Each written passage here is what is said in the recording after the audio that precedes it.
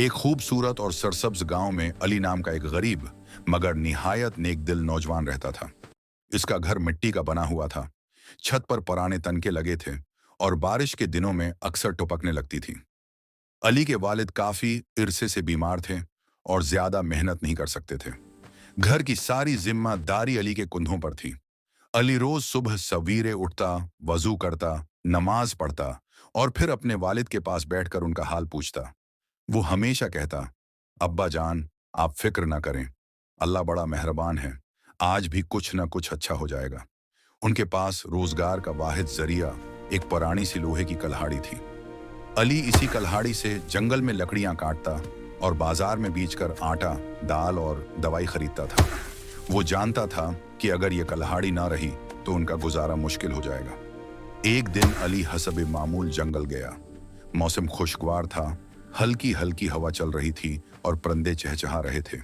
वो दरिया के किनारे एक मजबूत दरख्त काटने लगा। दरख्त की लकड़ी सख्त थी, इसलिए वो पूरी ताकत से कल्हाड़ी चला रहा था। अचानक उसका हाथ फसला और कल्हाड़ी सीधी दरिया में जा गिरी। पानी में जोर की आवाज आई और फिर सब कुछ खामोश हो गया। अली घबराकर दरिया के किनारे झुका। पानी गहरा और साफ था, मगर कल्हाड़ी कहीं नजर नहीं आ रही थी।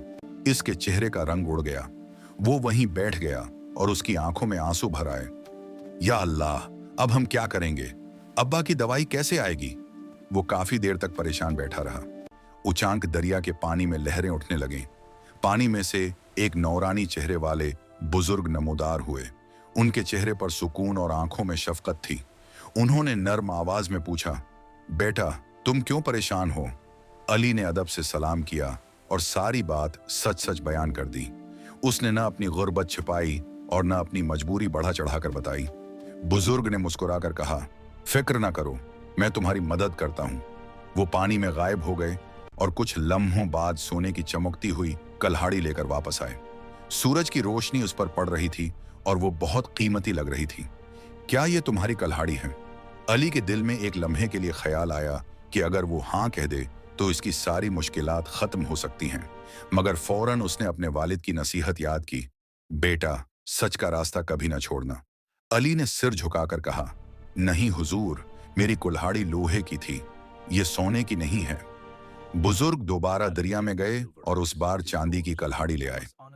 क्या ये तुम्हारी है? अली ने फिर इनकार कर दिया। नहीं, मेरी कल्हाड़ी सादा और पुरानी थी। तीसरी बार बुजुर्ग लोहे की पुरानी कल्हाड़ी लेकर आए। अली की आंखें खुशी से चमक उठीं। जी हाँ, यही मेरी कल्हाड़ी है। बुजुर्ग के चेहरे पर खुशी फैल गई। उन्होंने कहा, बेटा, तुमने लालच नहीं किया और सच बोला। तुम वाकई ईमानदार हो, इसलिए मैं तुम्हें ये तीनों कल्हाड़ियां इनाम में देता हूं। अली हैरान रह गया। वो बार बार शुक्र अदा करने लगा। उसने बुजुर्ग का शुक्रिया अदा किया और खुशी खुशी घर वापस आया। घर पहुंचकर उसने वालिद को सारी बात सुनाई। वालिद की आंखों में आंसू आ गए।